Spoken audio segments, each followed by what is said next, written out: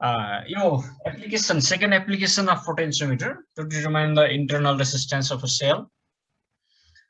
The circuit is connected as shown in the figure alongside.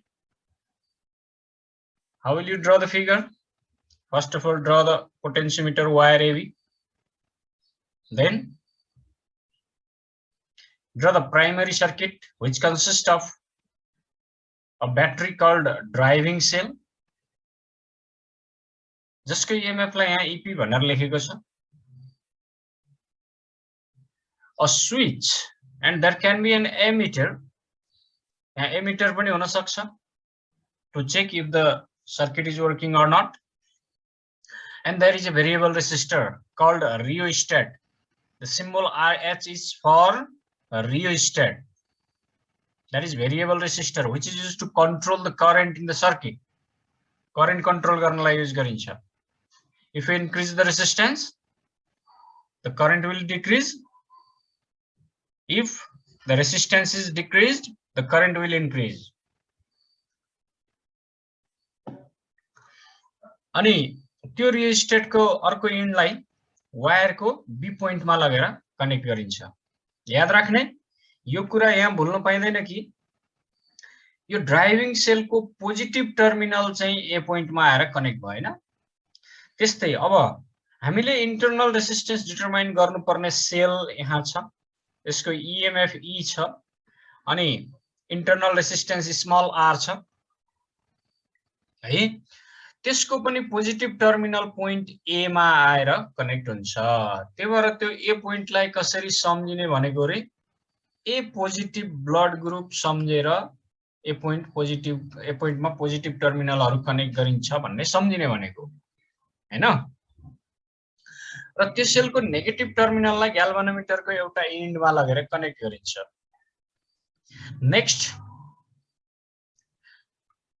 a resistance box is connected to point A. One end of resistance box is connected to point A and the other end is connected to the galvanometer. One end of galvanometer or one terminal of galvanometer through a key K1.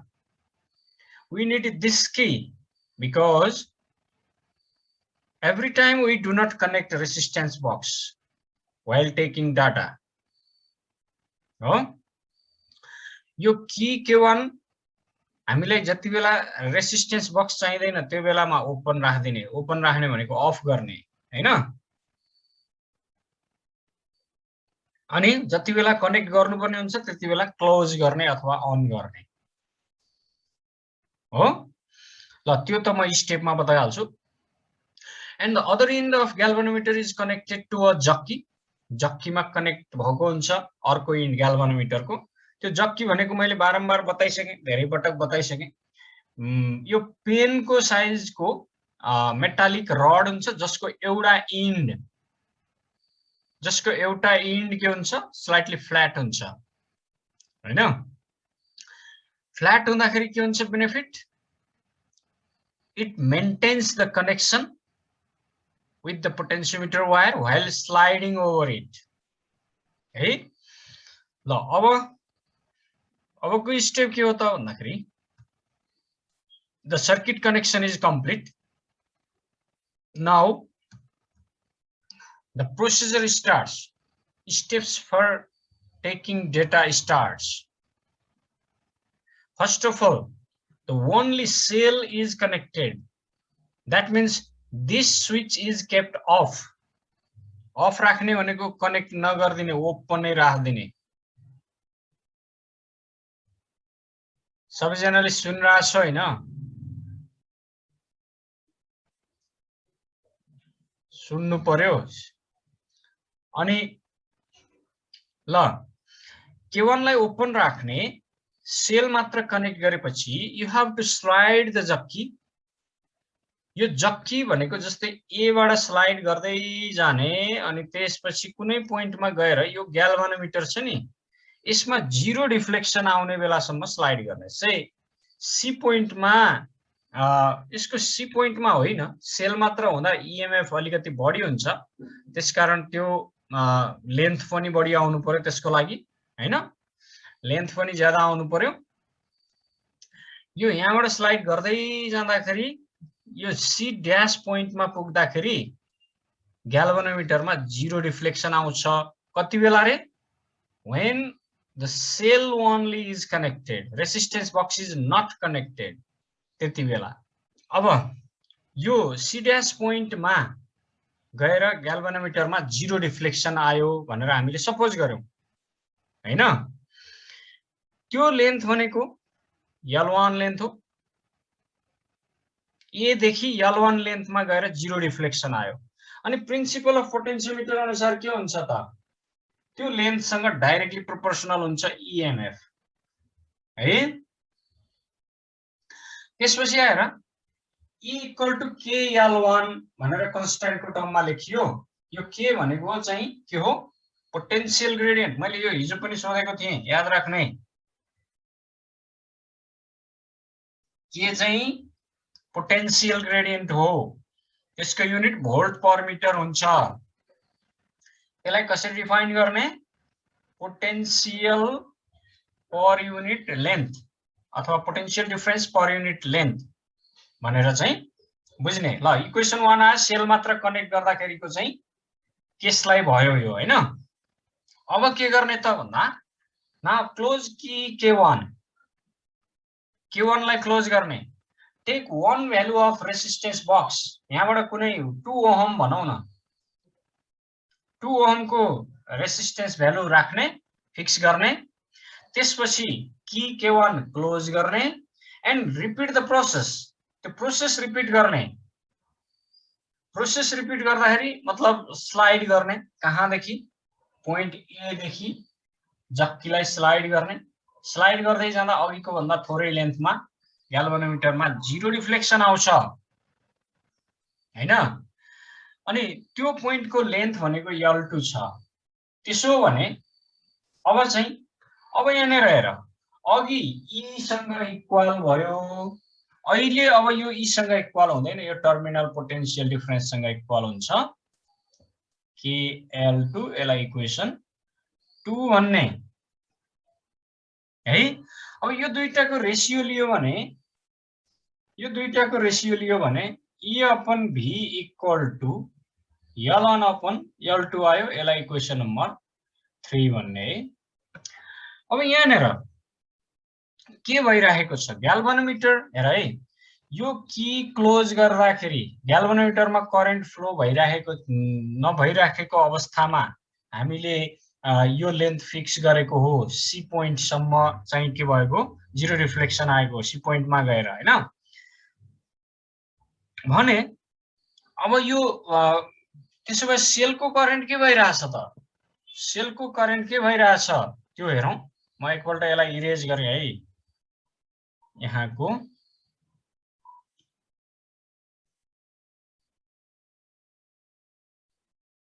ल अब यति सर्किटमा त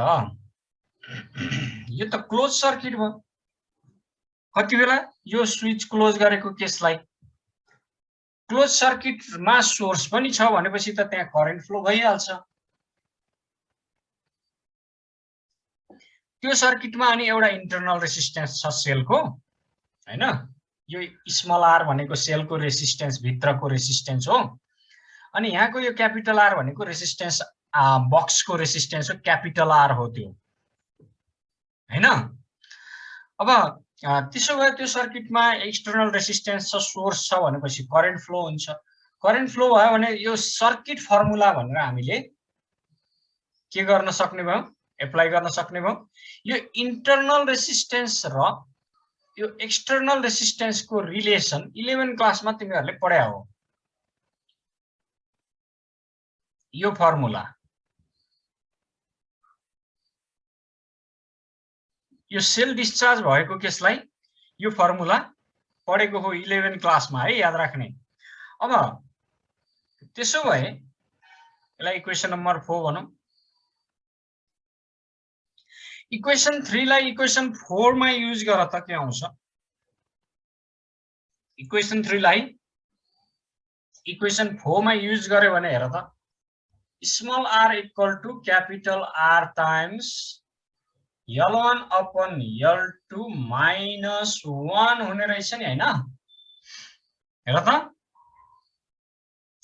यो equation 3 लाई equation 4 मा use गर्यो भने भनेको E upon V को ठाउँमा के राख्न पाइयो L1 upon L2 राख्न पाइयो नि त हैन त्यो भएपछि यो रिलेसन अब यसमा हेर पोटेन्सियोमिटरमा L1 L2 डाइरेक्टली मेजर गर्न सकिन्छ because there is a scale छ त्यसकारण त्यहाँ त्यो लेन्थ डाइरेक्टली मेजर गर्न सकिन्छ अनि यो R भनेको हामीले फिक्स गर्ने भ्यालु हो हैन जस्तै अघि मैले 2 ओम झिक्देऊ भनेर एउटा एक्जाम्पल बताएको थिए नि हैन 2 ओम झिक्देऊ भनेको मतलब हामीले फिक्स गर्ने भ्यालु हो यो हामीले फिक्स गर्ने भ्यालु यो लेन्थ जीरो डिफ्लेक्सन कति सेन्टिमिटरमा आयो भनेर हामीले डाइरेक्टली हेर्न सकिने भ्यालु त्यसो भए त यहाँ अननोन केही पनि छैन भने इन्टरनल रेसिस्टेन्स के गर्न सकिने भयो इजिली डिटरमाइन गर्न सक्ने भयो नि हैन so we can determine the internal resistance of a cell by using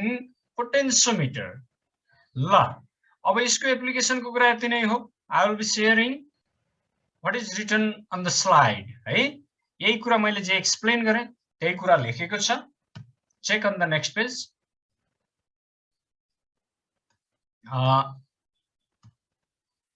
ल हेर्ने त advantages of potentiometer over voltmeter 1 number सँगै रिलेटेड 2 नम्बर पोइन्ट पनि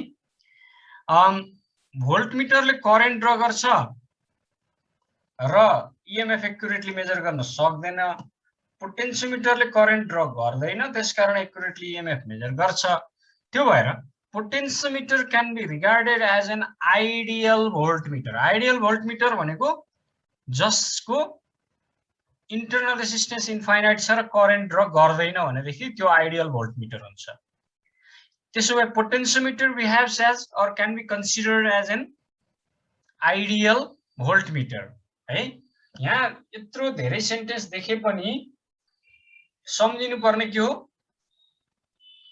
यति मात्रै लेखे पनि हुन्छ तिमीहरुले